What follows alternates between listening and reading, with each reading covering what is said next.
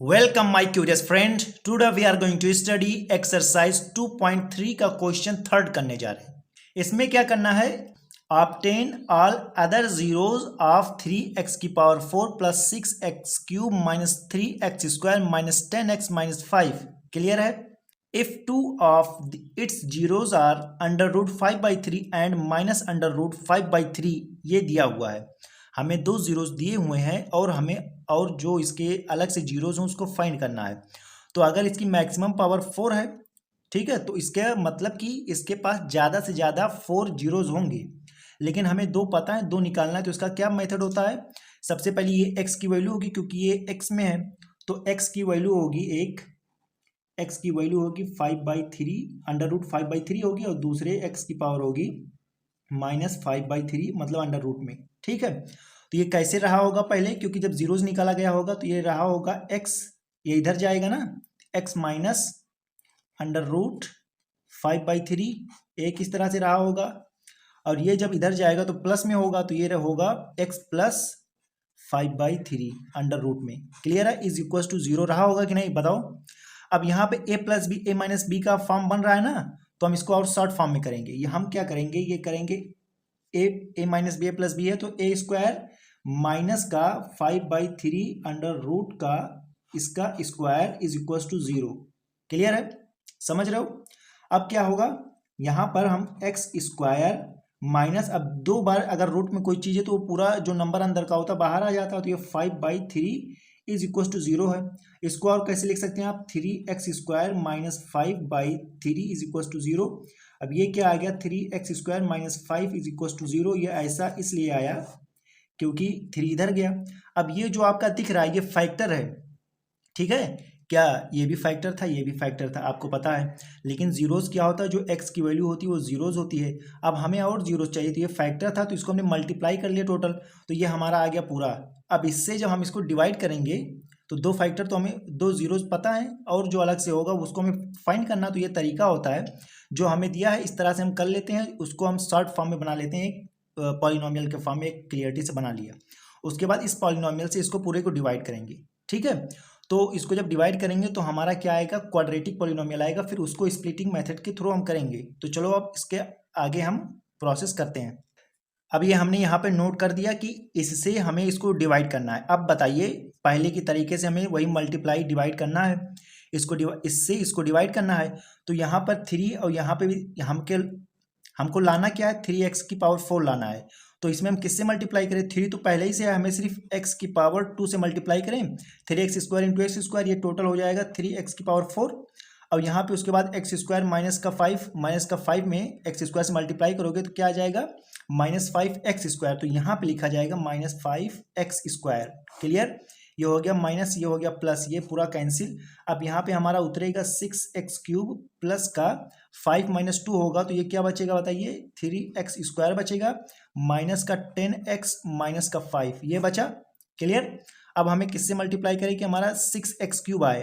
तो यहाँ पे 3 है, अगर 2 से मल्टीप्लाई करें तो प्लस के 2 से मल्टीप्लाई करें तो 2x स्क्वायर ही रहेगा। अगर सिर्फ 2 से मल्टीप्लाई करें, 2 3 जा 6x स्क्वायर रहेगा, लेकिन हमें चाहिए क्या? x क्यूब, 6x क्यूब, तो मतलब x से भी मल्टीप्लाई करना होगा, तो 2x इंटू 3x क्यूब। तो ये कांस्टेंट और ये कांस्टेंट 6 हो जाएगा, और x स्क्वायर इंटू एक्स क्या हो जाएगा? x क्यूब हो जाएगा, तो ये हो गया 6x क्यूब। और यहाँ पर 2 इंटू 5 माइनस 5, तो 5 2 जा 10 हो जाएगा, और x हो जाएगा, तो माइनस का 10x, ये हो गया। अब यहाँ पे फिर से हम ये वाला काम, यहाँ पे माइनस, यहाँ पे प्लस, ये कैंसिल, यहाँ पे ये कैंसिल, हमारा बचा क्या? 3x स्क्वायर माइनस 5 बचा। क्लियर? अब हमें इसमें मल्टीप्लाई करना किया है, जब देखो सेम सेम है, मतलब कि 1 से सिर्फ मल्टीप्लाई करना, प्लस 1 से 1 3x जा 1 3x स्क्वायर, मतलब 1 3x स्क्वायर जा 1, आई मीन टू से 3x स्क्वायर, और उसके बाद 1 माइनस 5 जा -5, ये हमारा आ गया, ये हो गया प्लस का, ये भी प्लस का, टोटल हमारा क्या हो गया? 0 हो गया। ठीक, अब हमारा जो यहाँ पे क्वेश्चन में आया है, इसको हम लेंगे और इसका स्प्लिटिंग मेथड के थ्रू यहाँ से दो जीरोज हम निकालेंगे। क्लियर है? तो दो जीरोज हमें यहाँ से पता था, दो यहाँ से। अब चलो अब आगे देखते हैं। तो यहाँ पे हमने लिख लिया x square plus 2x plus 1 is equal to 0 कर दिया, क्योंकि हमें जीरोज निकालना है। तो आप जानते हैं कि एक क्या होता है, पी क्यू मल्टीप्लाई करने पर इसका और इसका जो कांस्टेंट है टर्म है उसका आना चाहिए, तो 1 इंटू 1 इज इक्वल टू 1 आएगा, और ऐड करने पर स्प्लिटिंग बीच वाले को इस तरह से हमें तोड़ना है कि हमारा 2 आए। तो आप कहेंगे कैसे आएगा, जल्दी बताइए। तो हमें जब ना पता होता है तो जो हमारा मल्टीप्लाई करने पे आता है इसका हम फैक्टर निकालते हैं। तो 1 का फैक्टर क्या होता है, 1 होता है। 1 को चाहे जितनी बार लिखो, तो वही हमें 1 इंटू 1 करेंगे तो हमारा 1 आ जाएगा। अगर 1 प्लस 1 करें तो हमारा 2 हो जाएगा। तो 1 1 लेंगे, ठीक है। अब हमें हमारा मिल गया, 2 डिजिट हमारी मिल गई, एक 1 मिल गई, दूसरी भी 1 मिल गई। तो यहाँ पे हमने क्या किया, एक्स स्क्वायर प्लस एक्स किया और यहाँ पे +1।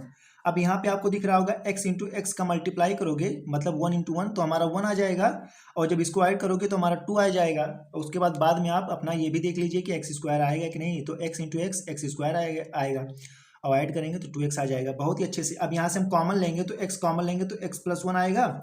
x यहाँ से कॉमन लिया तो यहाँ पे x बचा, यहाँ से x कॉमन लिया तो 1 बचा। अब यहाँ से 1 कॉमन लेंगे क्योंकि दूसरी जो हमारा यहाँ पे दिख रहा है, क्या दिख रहा है, ब्रैकेट है। तो यहाँ पे भी यही वाले ब्रैकेट के तरह से डिजिट आनी चाहिए, वेरिएबल आना चाहिए। तो अगर इन दोनों में से हम 1 कॉमन लेंगे तभी तो यहाँ पे x प्लस 1 बचेगा, वो भी बड़े आराम से। तो ये हो गया। अब यहाँ पर x प्लस 1 एक बार इसको लिख लेंगे और जो दोनों ब्रैकेट में आया है उसको एक बार लिखेंगे, x plus 1 is equal to 0। अब यहाँ से हमें क्या निकलेगा, x प्लस 1 को हम 0 से कंपेयर करेंगे, x प्लस 1 को हम 0 से कंपेयर करेंगे तो x is equal to -1, x is equal to -1 मतलब दोनों सेम आया। तो ये जरूरी नहीं है, मतलब ज़्यादा से ज़्यादा जिसकी पावर जितनी, मतलब कोई भी पॉलिनोमियल अगर उसकी पावर 3 है तो मतलब इसके पास ज़्यादा चांस है, ज़्यादा से ज़्यादा इसके पास 3 जीरोज होंगे। लेकिन एक ही हो सकता है, 2 भी हो सकता है, लेकिन ज़्यादा से ज़्यादा 3 हो सकता है, 3 से ज़्यादा नहीं। अब यहाँ पे इस पॉलिनोमियल के पास मैक्सिमम पावर क्या है, 4 है। तो इसके पास ज़्यादा से ज़्यादा 4 होना चाहिए, लेकिन इसके पास 3 ही है। तो हम यहाँ पे लिख देंगे ऑब्टेन ऑल अदर जीरोज। तो हम लिख देंगे all zeros are is equal to क्या क्या है हमारा, फर्स्ट वाला है √5/3, दूसरा है -√5/3, ठीक है, 5/3 हो गया।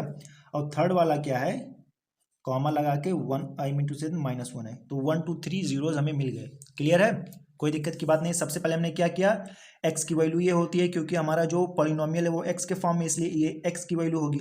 और इसको हमने निकाला कैसे होगा, इस तरह से निकाला होगा। इसको हमने सिंप्लीफाइड फॉर्म किया, यहाँ पे हमारा पॉलिनोमियल आ गया। इस पॉलिनोमियल से इसको हमने डिवाइड किया, हमारा क्या आ गया, क्वाड्रेटिक पॉलिनोमियल। इसको हमने स्प्लिटिंग मेथड के थ्रू अपना काम किया। यहाँ पे हमें जीरोज एक मिल गया और टोटल जीरोज हमने कह दिया कि एक ये है, एक ये है, एक ये है, ठीक है।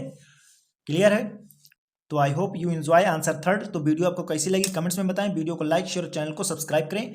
Thank you for watching this video.